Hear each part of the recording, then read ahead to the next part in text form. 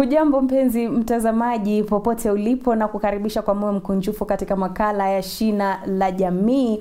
Karibu tena, na kama kawaida tunazamia masuala muhimu kuhusu ndoa, malezi, familia, imani na kadhalika. Makala ni Shina la Jamii, ukiwa nami nahodha Sasha Elizabeth. Nami mtazamaji, katika kizazi cha sasa, dhana ya soft life, maisha ya starehe, uhuru na kuepuka majukumu imekuwa kivutio kikubwa hasa kwa vijana. Ila je, maisha haya ya ndoto yana nafasi gani katika kizazi hiki cha sasa, na hasa kwa wale ambao wapo katika ndoa? Leo tunazamia mada hii. Mada yetu, shina la mada yetu katika makala ya leo limejikita katika soft life, mtanziko wa kizazi kipya. Yani soft life dhidi ya ndoa. Ni mtanziko kwa kweli ambaye unastahili kujadiliwa, na ndiposa leo hii najiunga nao wanandoa wachanga. Nitawaita wachanga kwa sababu mara nyingi tumezoea wale walioishi katika maisha ya ndoa kwa miongo kadhaa. Tunao wa miaka 55, 47, 22, 12, lakini hawa wamekaa pamoja kwa miaka miwili ili tuelewe mtazamo wao kuhusu changamoto hizi za kisasa za ndoa, na mbona wakachukua hatua hii, na kwa miaka hii miwili wameonaje. Basi kama ndio mwanzo wewe unaingia katika maisha ya ndoa, au ungependa kufahamu ni kipi kinaendelea, basi tunao wawili hawa. Nitawapa fursa wajitambulishe kama kawaida kabla hatujasonga mbele.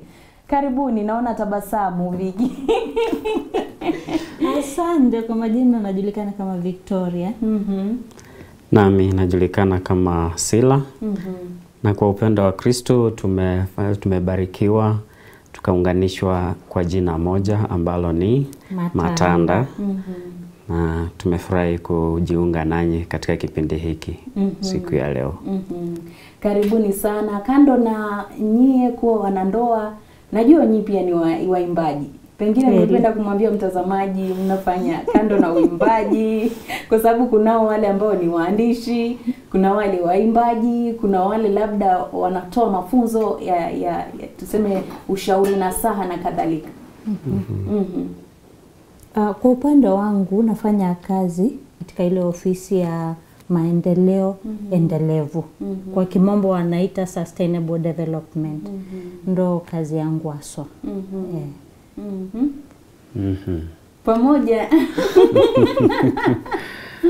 Pamoja na uimbaji, mimi kama mtunzi wa muziki bado ni mwalimu wa muziki.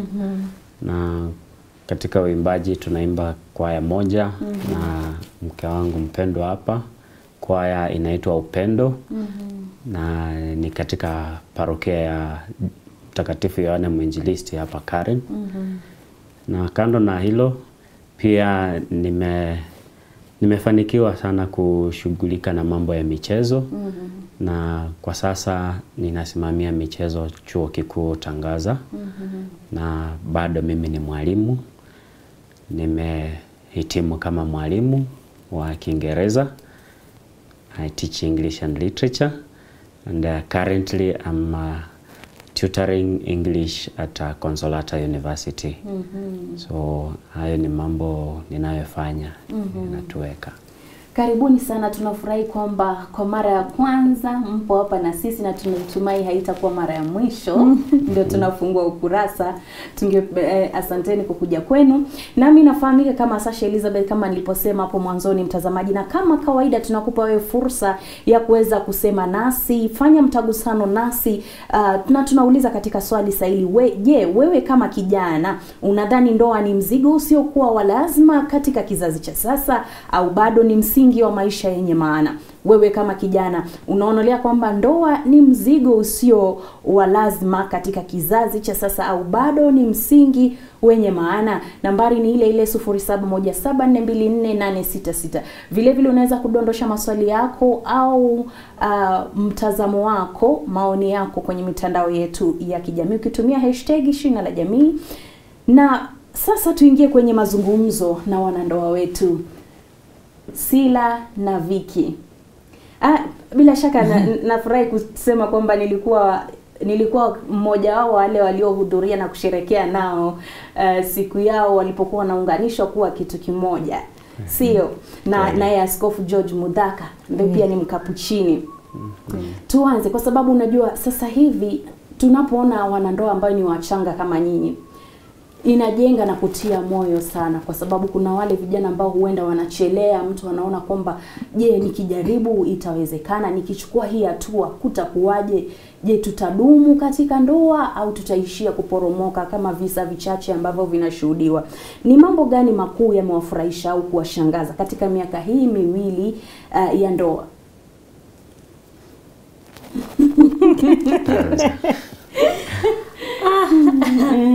Na kwa miaka hiyo miwili kusema ukweli naweza sema bado tuko katika ile hali ya furaha.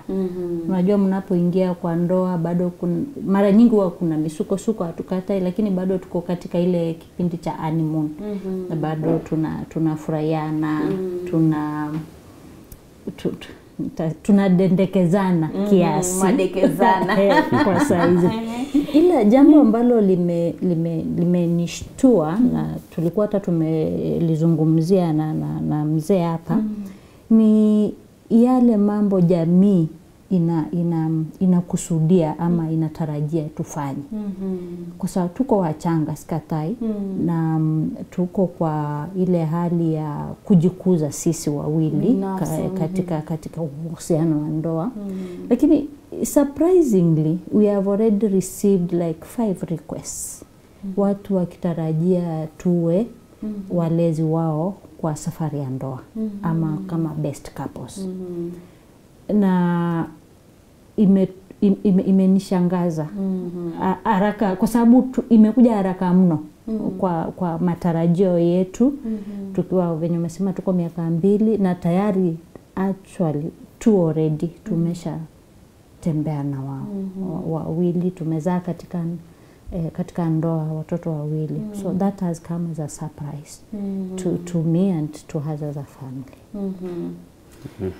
Bwana Matanda, tueleze kuna yale ambayo yamekufurahisha katika ndoa, pengine kuna lile jambo ambalo uliona ili sikujua kweli litakuwa hivi, ili zuri kwamba lipo mojawapo ya ndoa, na kuna shubiri pengine umeionja ukaona upande huu nao sikutarajia. Tueleze.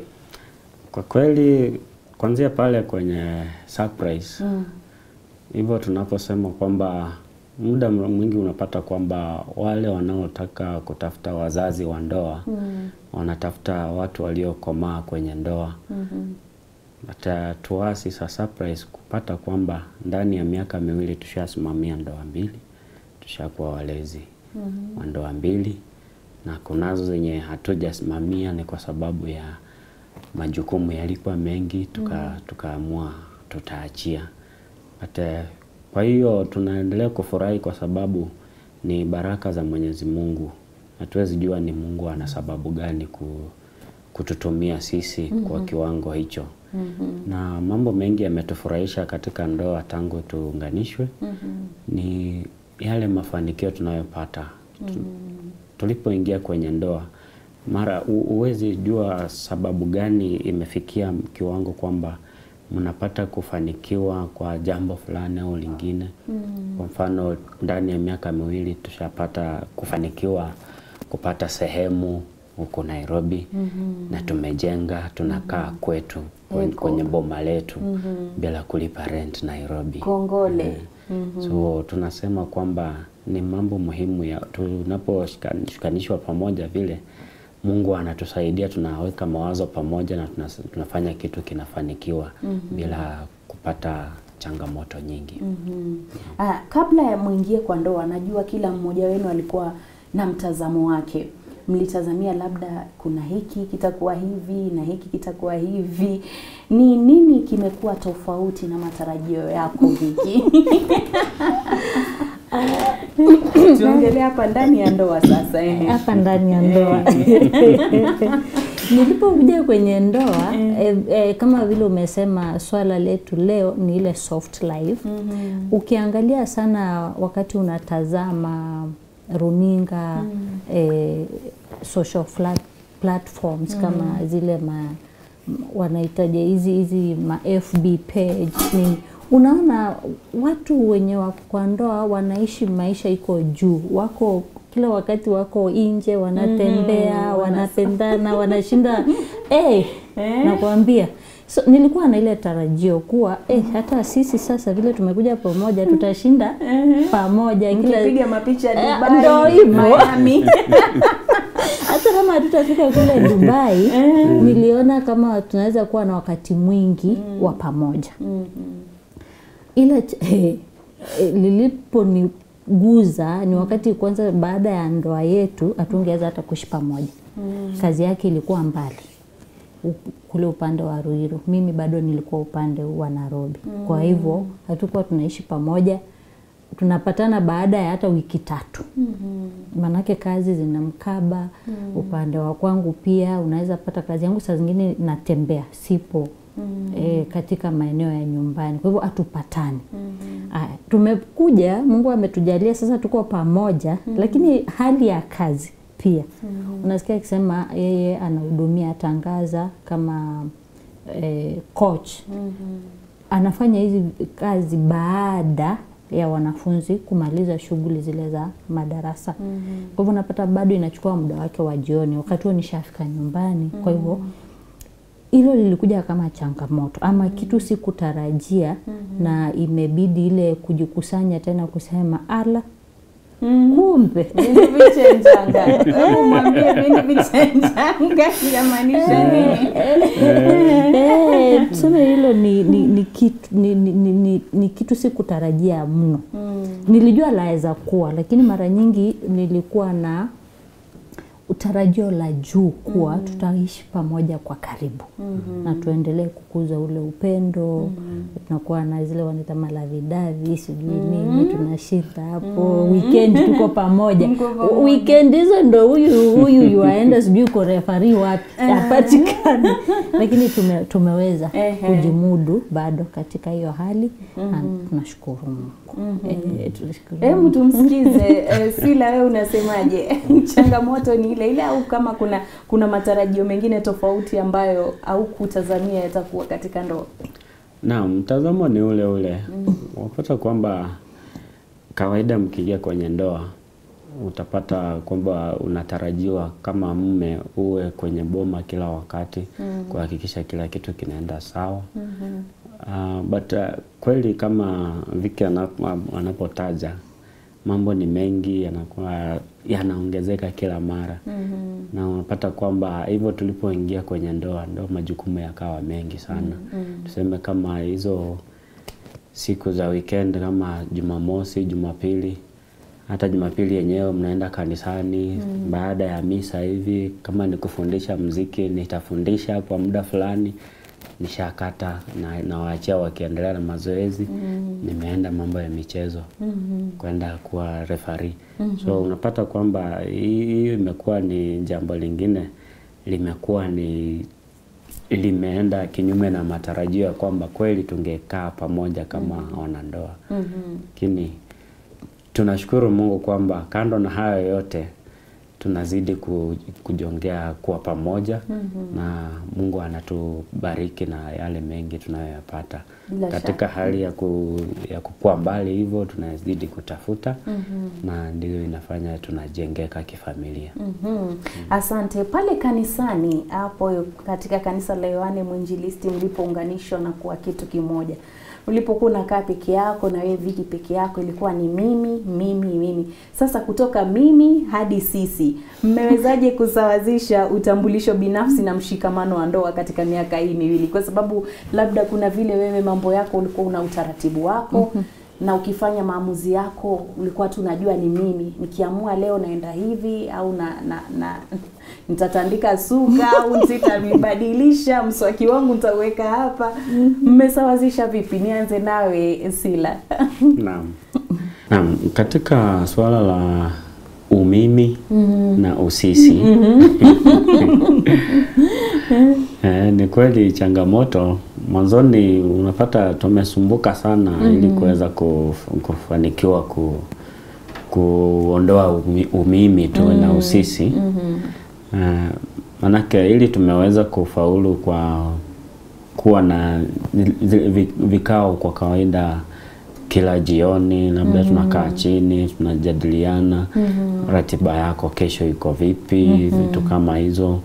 Then kama kuna jambo fulani mnataka kulifanya kama kwa pamoja, mnajadiliana mapema, mnasema kesho tutafanya hiki na hiki. Na kama kuna ratiba tofauti, kama ni ya kwangu, kama Sila, kuna ratiba yake kama Viki, tunaijadili mapema, tunaelewana kesho itakuwa vipi. Kama ni mambo ya kinyumbani, maybe kuna jambo fulani umeona kwamba halijapendeza upande fulani, ni kuwasiliana. Ni mawasiliano kwenye nyumba inakuwa muhimu sana. Imetusaidia kujaribu kuondoa umimi katika ndoa yetu. Yes. Viki, wewe hebu tueleze, nilipata changamoto ile kujua kwamba niko na mwenzangu nafaa kumuhusisha katika ratiba zangu? Changamoto ilikuwa na hata wacha changamoto ya ile katika hali ya kufanya. Hata wakati unaongea kuna yale maongezi, ama wakati unaongea na watu unajipata tu nimesema mimi naenda, sileti ule sisi tunafanya kama familia moja. Naweza ulizwa na mtu, Viki, nilikuwa naomba kama mtakuja kwetu kututembelea, mimi nitakuja. Nishasahau ni sisi wenye tumealikwa. Lakini namshukuru sana. Amekuwa wa maana na wakutia mkazo katika haya, kwa sababu yeye imeshamuingia kabisa. So mara nyingi wakati najipata nimesahau, wacha nisema kwa hata ongea, lakini utaona ile jicho na jicho la pembeni la kukwambia hebu ulichonena hapo rekebisha. Sasa kama tulikuwa kwenye umati wa watu ama kwa katika the next sentence nitakuwa nimerekebisha, nitajua hapo kuna vile sijaenda vizuri. Lakini sasa imenisaidia sana. Na kwa ujumla naona tumepiga hatua kubwa kama familia katika kule kujihusisha pamoja. Hata wacha kwa familia yetu ya karibu hii na marafiki zetu, hata kwa familia zote mbili. Hivi tumefika mahali sasa tukiongelea, hata sasa imefika tumekubaliana wakati tunaongelea familia hii tunatumia haya majina, na familia hii tunatumia haya majina, lakini kwa ule ujumla ndio tuweze kuwa hatujatoa si yangu, si familia yangu na si familia ya kwake. Lakini nikiongea tunaongelea Mai, anajua tunaongelea familia huku. Na tunasema tutafanya hivi na wazazi, kama ni upande huu mwingine tutafanya hivi na hawa. Kwa hivyo amekuwa wa muhimu sana upande huo. Na kwa kweli mara ya kwanza ilikuwa changamoto, siku za kwanza pale. Kwanza mwaka wa kwanza huo wenye nimesema tumekuwa mbalimbali, ilikuwa kindumbwe. Kwa sababu unaenda mnakutana weekend moja, mmerekebishana, mmepoteana wiki 2, wakati unakuja mmerudi mwanzo. Lakini tunashukuru Mungu. Tunashukuru Mungu tumepiga hatua. Kwa hili swala kuna wanandoa ambao mtu anasema kwamba labda jinsi anavyokunja nguo, jinsi anavyo akiweka kitu fulani hapa, mimi sijazoea kukiweka mahali hapo. Je, mlishuhudia changamoto kama hizo? Hata wa leo zingine zipo. Kuna zile ndogo ndogo bado zimekuwa tunazipitia, lakini tunashukuru kwa sababu kama zingine, kwa mfano yeye venye anakuja jioni hivyo, yeye anasukuma masaa. Yule akienda kulala mapema usingizi wake hauji. Mimi napenda kulala mapema. Sasa hiyo imekuwa changamoto kuleta ule usisi. Kwa sababu tunapiga, ananiambia unajua lazima wewe upunguze, wewe uje juu, wewe upunguze. Kama yake ni saa 4 aleta saa 3, yangu ni saa 2, nilete saa 3 tupatane pale. But tunapata saa zingine ni hiyo imekuwa kama changamoto katika ule kuleta ule umimi pamoja. Ama masaa ya ndani mnapata kuna hizo. Pia venye unasema mambo ya kuweka manguo. kizungumkuti. Tumetembea sana, lakini ilikuwa kwa sababu unajua kama msichana pale unapenda tu vitu kumepanga vizuri, wanaume wanajijua kweli. Yeye amesha kuja amevua ameacha pale. Atasahau labda socks iko wapi. Sasa ilibidi venye amesema vikao. Tumefanya vikao vingi kila jioni. Mara nyingi sisi tunafanya vikao zetu jioni.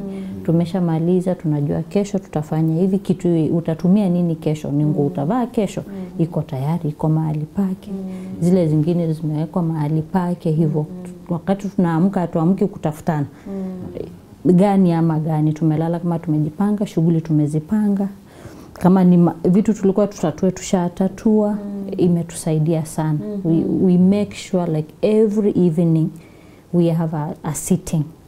Not formal, but the informal one. Even when we are doing other things, we catch up on how our today, tomorrow's will be. Okay. Yeah. Shukran sana na nafurahi kwamba mnashikilia ile swala la kuwa msiende kupumzika kabla hamjatatua kama endapo mmekwazana. Kweli. Naam, tuzame sasa kutoka kwa tuseme jinsi mmekuwa na mtazamo wenu wa katika ndoa. Tuzame sasa katika hii mada yetu ambayo ni kuhusu soft life. Tunaishi katika maisha ambapo vijana sasa hivi kama ulivyosema, mtu anataka hata kama ni kuolewa, mimi bora hata kama nitaolewa na kibabu au nitamuoa ajuza, mimi bora niishi maisha mazuri. Mnaonaje changamoto za kujitolea kama vijana kuingia katika maisha haya ya ndoa na pia kustahimili dhoruba zake kama vile tofauti hizi ambazo mmezitaja, kusameheana na kustahimili changamoto nyinginezo ambazo zinakuja katika ndoa? Vicky. I would say marriage is a personal commitment. In the sense that you really have to let yourself out for the other. And when you are looking at what we are calling soft life, it's a choice as well. Kwa hivyo ni kusema you need an open communication kwa ile hali yenu ya maisha, na wakati mnaongea mkuwe na uwazi. Manake wakati mtataka ile soft life sana kushinda ile hali ya yenu ya ndoa, kuna vitu zitatembea. Manake kwa mtazamio wangu ile soft life ni relative. Kuna level yake ya juu ama level yake ya chini. Ukitaka ile ya juu zaidi, hivyo ndo mapeni unayatumia. Katika ile hali yenu mna ile hela ya kuishi ile soft life ya hali ya juu. Lakini sikusema haiwezekani. Sikusema katika ile hali ya kawaida ya kuishi haiwezekani. Kwa hivyo mtazamio wangu ni kuwa soft life yawezekana katika ndoa. Hila mkae chini mjadiliane kama familia ni vipi itakuwa. Asante. Sijui kama Matanda na lingine la kuongezea hapo. Naam, kwa kutazamia mambo ya soft life, ningependa kuongezea tu kwamba wakati mnaingia kwenye ndoa, mnapotafuta soft life, mnaitafuta kwa njia gani? Kuna kipindi nilisoma kwenye somo la biashara, business studies. Kuna topic inaongelea kuhusu mambo na scale of preference. Priorities zako unaziweka vipi? Kwa sababu utatafuta soft life, uko Nairobi, umekaa kwa landlord, mwisho wa mwezi unafaa kulipa rent. Unataka kutafuta soft life. Unapata kwamba katika maisha kama hayo unajipata kwamba mwisho wa siku bado soft life yako it's short lived. So kwa kutumia mfano wetu kama wanandoa, Mfano nilitaja kwamba tushapata sehemu ya kwetu, tukajenga, tunaishi kwetu sasa hivi, hatulipi rent. Utapata kama watu wengine katika maisha watafikiria kwamba tumeoana, mara sijui, kwa mfano tutumie mfano wetu, kazi nilipokuwa nafanya kazi Ruiru, anafanya hapa Karen, tunapata kwamba tufikirie kwamba tutafute namna vile tutakuwa tunasafiri, maybe tutafute gari, tukue tusichoke mambo na fare na nini. But kwa mfano wetu kama wanandoa, tulikaa chini tukafikiria tutanunua gari, tuendelee kupaka kwa landlord, na maisha yaendelee kutusumbua, mwisho wa mwezi unalipa rent, itakuwa ni kama hatujafanya lolote la kutusaidia. Ndio ukapata kwamba tunaweka pamoja kile kidogo tunapata, tukaweza kupata kile kisehemu tukajenga. Sasa hivi ukisema kuhusu mambo na soft life, hata akiniitisha chochote, hatuna stress yoyote. Sasa kuna hili hatujalipa, hiki hatujalipa, hiyo ni soft life. Tena ni soft life ya kudumu. Ni kweli. Sasa ndio hapo sasa. Tuzungumzie swala la marafiki, manake kabla mje pamoja, Vicky alikuwa na rafikize, wewe pia ulikuwa na rafiki zako.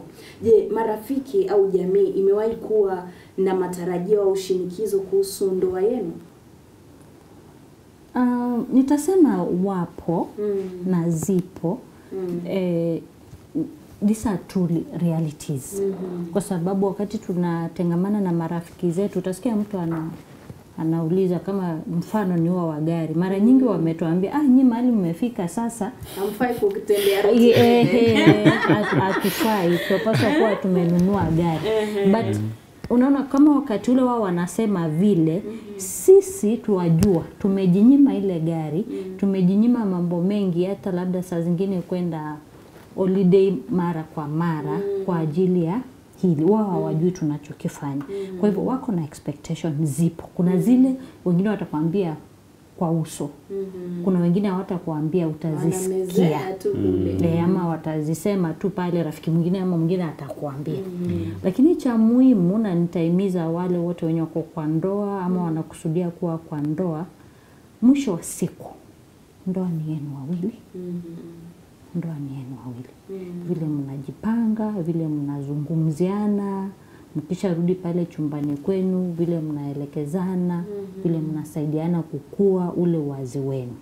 Sababu mkiasikiza haya ya nje ya marafiki, hata familia amsongi. Kwa sababu matarajio yao yanaweza kuwa yako hapa, uwezo wenu uko hapa, na hata mnyi matarajio yenu bado mmeyaweka chini kidogo.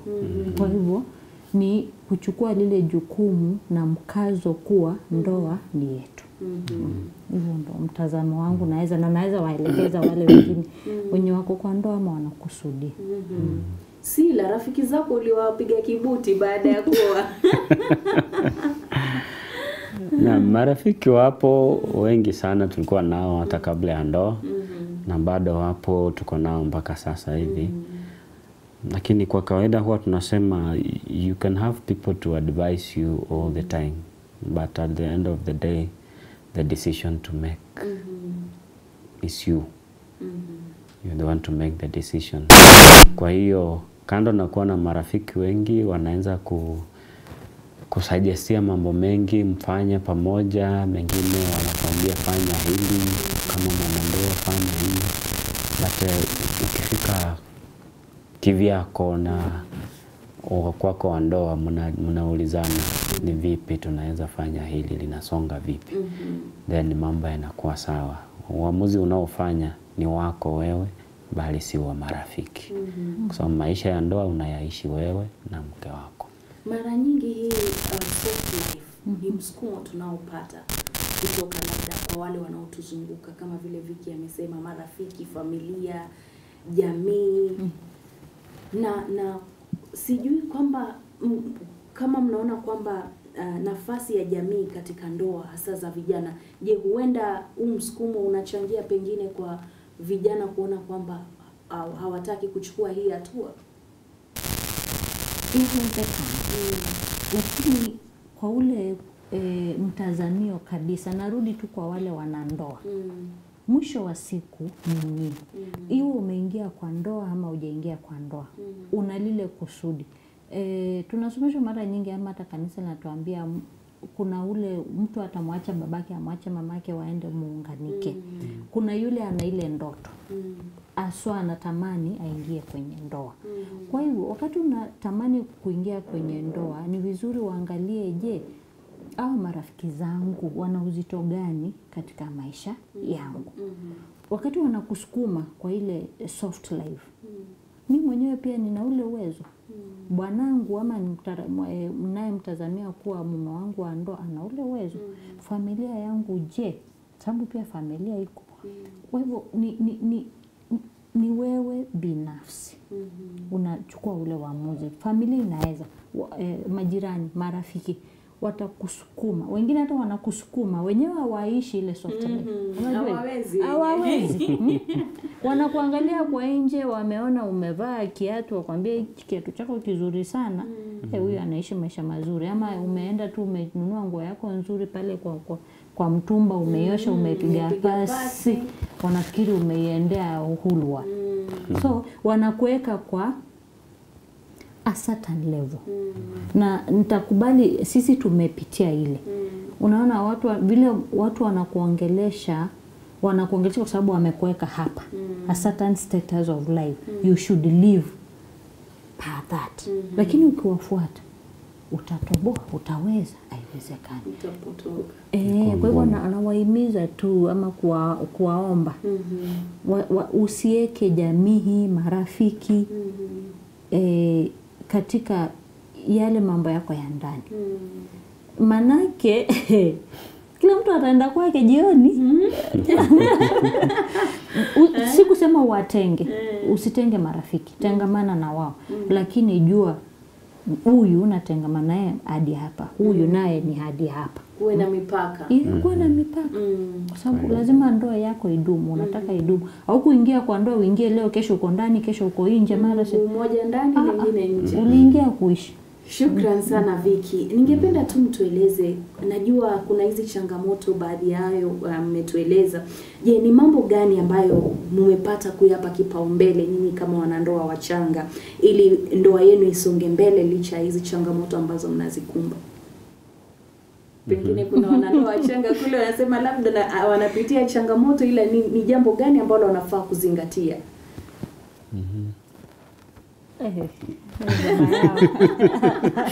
Sila mtueleze. Labda kwa kusema kipaumbele, those are priorities in life. Cha kwanza ni kwamba ndoa yetu, maisha yetu ya kifamilia, that's marriage life, tunaiweka as private as possible. Sio kila kitu mnachofanya kionekane kule nje. Eti kila mtu ajue Vicky na Sila wamefanya hiki, wamepita mahali sijui nini. So our marriage life has been kept as private as possible, kuhakikisha kwamba yale ya kwetu tunaishi kikwetu. Yale yanayopaswa kushare na wengine, marafiki, tunashare bila shida. Hilo ndio limekuwa jambo muhimu sana, limetuwezesha kukaa kwenye ndoa hiyo miaka 2 bila kusumbuka. Kweli. Bila shaka na nyinyi sio wale wa mitandaoni, kitu kidogo ni tumeenda mali fulani, tumepata hiki. Si vile hata kama tunaeka unapata we are posting what is consumable for the public. Na pia inaacha our sanity on the other side. Nikiongezea tu hapa wamesema jambo lingine ambalo limetusaidia ni ule uwazi. Being honest with each other. Na katika ile hali ya kukua na uwazi na hiyo transparency, accountability katika maisha yetu imetusaidia. Kwa sababu hata unapata sitasema naenda mahali fulani na si pale nilikuwa naenda. Wakati unasema unaenda, ni hapo umeenda, umerudi, hata ukirudi unapata we are not struggling for information. Mwenyewe anafika, nimetoka mahali fulani, imekuwa hivi na hivi na hivi, siku yangu imeisha hivi. Kwa mfano kama hivi sasa, najua wiki ijayo atakuwa ameenda train already. Na hata yeye anajua wiki ijayo pia na mimi nitakuwa nimesafiri kikazi. Tushajua tupo na tumepanga mikakati ya hile kama familia. Huku nje hawajui, hata mtu akianza atamwambia nimesafiri tu kidogo, ama yuko tu kwa shughuli za kazi. Hata kama unajileta kwa mtandao, ni baada ya mambo mengi umeyafanya ndio unakuja tu labda yamekamilika, unashukuru Mungu. Kwa hivyo unasema privacy imetusaidia sana, na ule uwazi kati ya sisi wawili. Sisi wawili tumejaribu uwazi sana. Ndio, endelee. Tumejaribu uwazi sana. Na nitasema uwazi wa kila kitu. Hata uwazi wa simu. Watu mara nyingi najua kuna nywila password. Zipo, lakini tuazijua. Kwa sababu unajua mnasema ikiwa kwa mfuko inaweza jidayo, inaweza fanya kitu kama hivyo. Kusimamisha hizo tunajaribu sana kuweka tu password, but anaijua ya kwangu, naijua ya kwake. Kwa sababu tusipokuwa na ule uwazi, tuliona itatuumiza roho. Itaniumiza roho, itamuumiza roho, mara utakuwa kila wakati na maswali. Kwa hivyo tumejaribu uwazi, transparency, accountability, hata kwa vitu ndogo ndogo zenye mtu ataona kwa nini nilikuwa niseme, hata nimepata shilingi 5 pale, nimepita nimepewa na Asasha, nini niseme. Lakini unapata mtu unapata tu shasema, unajua nilienda nani akanipatia nikakunywa soda bila kuulizwa. Si unajipata tu, kwa sababu ni kitu tumekaa chini tumeongelea, tukasema ni vizuri tuwe na uwazi. Tukielekea kukamilisha mazungumzo haya katika Shina la Jamii, nyinyi mmeshaonja, mmeona utamu, mmeona changamoto za maisha. Pengine mnaweza kutujibu swali letu Swahili kifupi ambalo tunamuuliza mtazamaji kwamba ndoa ni mzigo usiokuwa wa lazima katika kizazi hiki, au bado ni msingi wa maisha yenye maana? Sila, umeonaje kufikia hapa miaka 2? Naam, kwa miaka 2 kweli naweza sema kwamba ndoa ni msingi wa maisha. Maana katika ndoa tunajifunza mengi. Mwanzo kukuja kupatana na mtu ambaye hamkuzaliwa pamoja, hamjalelewa pamoja, mmepatana katika umri uliosonga kabisa. Mnakaa pamoja kuendelea kusomana kutoka mambo anavyoyafanya, vile amelelewa, yale unafanya vile umelelewa. Unapata kwamba inakuwa ni mambo mengi mnaendelea kufundishana katika ndoa, na katika kufundishana haya mengi unapata kwamba jamii pia inaendelea kusoma kutoka kwenu. Kwa hivyo tuwezi sema kwamba ndoa ni mzigo, bali ndoa ni msingi wa jamii. Ndoa ni ndoano au vipi? Ndoa ni tamu. Ndoa ni tamu na ndoa ni msingi. Mwambie yule tukakapera, sijui wanawake wanaitwaje. Hata mimi sina habari, lakini bachelors na spinsters lakini ndoa, marriage is sweet. Marriage is what you make of it. If you want marriage to be a burden, it will be. But if you want to enjoy your marriage life, you will make it. Njoo kwa ndoa with an open mind, with an open heart, ready to embrace your partner with their shortcomings, with their strength. Na baraka za Mungu zitawamiminia. Asante. Na mtazamo yule anayekutazama mbele labda ana mtanziko wa majaribu ya soft life na mitazamo tofauti ya ndoa. Binti, naomba useme na binti tunapomalizia, kutoa tu ushauri kwake. Pengine anapania kuingia katika ndoa lakini ana mtanziko wa soft life, ama yupo kwenye ndoa ila anahisi kwamba anafaa ishi maisha bora zaidi ya yale ambayo anaishi. Kifupi tu. Maisha bora utayatengeneza mwenyewe. Manake niliposema pale mtawalia ni kuwa soft life ina kimo. Soft life kwako ni nini? Jiite mkutano, jiulize what does it mean to have a soft life?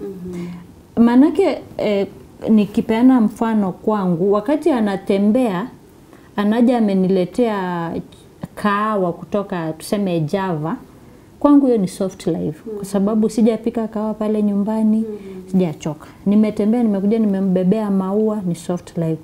Siku moja ameniambia leo tuende tule nje. Tunaenda what we call dinners, how to go for a dinner, hata kama ni mara moja kwa wiki, mara moja kwa mwezi, kwangu ni soft life. Soft life yako ni nini? Swali litakuwa hapo dada. Kwa hivyo wakati utajua unahitaji nini katika ile soft life yako, utaweza. Mambo ya ndoa itawezekana. Sababu ukisema soft life yako ni kwenda Dubai, mama yo, una hela. Ndio utajipata kwa wale wababa, sijui wakina nani, wazungu vinyago. Ndio hivyo. Lakini mimi nitasema tu kwa ufupi, kwa ndoa kuna soft life.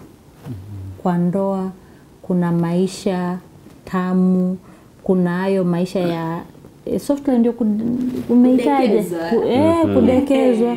Kuna jina umetumia pale la Kiswahili ngumu, lakini ndoa ina ayo. There are these opportunities in the marriage. Ni nyinyi kujipanga, ni muongee kwa pamoja, museme soft life yetu ni gani. Hata kutandika mkeka pale nje kwenu, mkibarizi, mununue soda yenu ya Coke munywe pale, ni soft life. Hata hiyo ni soft life. Asante. Matanda, kifupi tu sema na akina baba ama vijana ambao hawajaingia kwenye ndoa na mtu anahisi kwamba lazima nijitahidi nipate hiki ndipo sasa nikiingia kwenye ndoa niwe naishi soft life. Naam, kwa wanaume wanaotamani kuingia kwenye ndoa, wanaogopa kuingia kwenye ndoa kwa sababu ya soft life. Soft life kama tunavyosema maisha ya raha, ni wewe mwenyewe utayapanga vile yanavyokuwa. Kwa hiyo katika kuingia ndoa yako, yule mpenzi wako unayetamani kuingia naye kwenye ndoa, kwanza muelezane, tunapoingia kwenye hii ndoa tunaanzia wapi? Kwa kawaida yale maisha mnayokuja kuanza kwa pamoja ndio inakuwa maisha mzuri zaidi, mtafurahia kwa pamoja. Lakini ukisema kwamba nitafute kwanza nijaze kikapu ndo nitaingia kwenye ndoa, itakuwa ngumu kile kikapu kujaa. Kwa sababu si rahisi. Kile kidogo uko nacho, ongea na mwenzako unayetaka kuingia naye kwenye ndoa, mtaelezana ni vipi mnafaa kuishi maisha yenu kama wanandoa. Inakuwa rahisi. Hiyo soft life mtaweza kuipata kwa kile kidogo mmeanza nacho. Kwa hivyo usiongoje kujaza kikapu ndo uingie kwenye ndoa.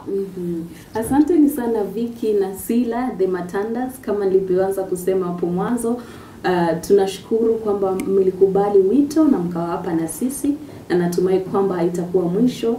Mtazidi kuja kuitika wito pindi tutakapokuwa tunawahitaji hapa katika makala Shina la Jamii, na tunawatakia na kuwaombea kila laheri. Mkae muishi mzeeke hadi mwe vibogoyo. Amen. Na mtazamaji, mazungumzo ya kuvutia kabisa katika na yenye hakika yenye kutia moyo, yanagusa moyo kwa wale ambao wanachungulia tu. Usichungulie, fanya uamuzi. Ndoa za kisasa zinakabiliwa na changamoto nyingi, ila pia zinabeba fursa za kujenga familia imara na bomba, ambayo ndio msingi wa Shina la Jamii, kujenga jamii na familia zilizo imara na bora. Tumepata kusikia kutoka kwa Sila na Vicky, wanandoa wachanga, kuhusu safari yao ya miaka 2 na changamoto za kizazi hiki. Je, soft life ni adui wa ndoa au ni wito wa kubadilisha mtazamo wetu? Tumesikia kwamba soft life inawezekana kadiri ya uwezo wako, ila akili kichwani mwako. tafakari na uamue. Hadi wakati mwingine tena tutakapoonana, ninakushukuru kwa ajili umeungana nasi na kusema nasi. Jumatano ijayo tutakuwa nao wanandoa wengine ambao pia watakuwa wanazamia mojawapo ya mada ambazo zinatusaidia kujenga familia imara. Nimekuwa nao wenzangu nyuma mitambo wakiwemo Alan Nandiva, Kevin Kitavi, Peter Mwangi na vile vile Robert Mwangi. Na washukuru nyote mliochangia kuhakikisha kwamba makala haya yamekujia moja kwa moja na njia iliyo bora zaidi. Hadi wakati mwingine tena tutakapoonana, nasema kwaheri. Wa kwetu niita Asasha Elizabeth.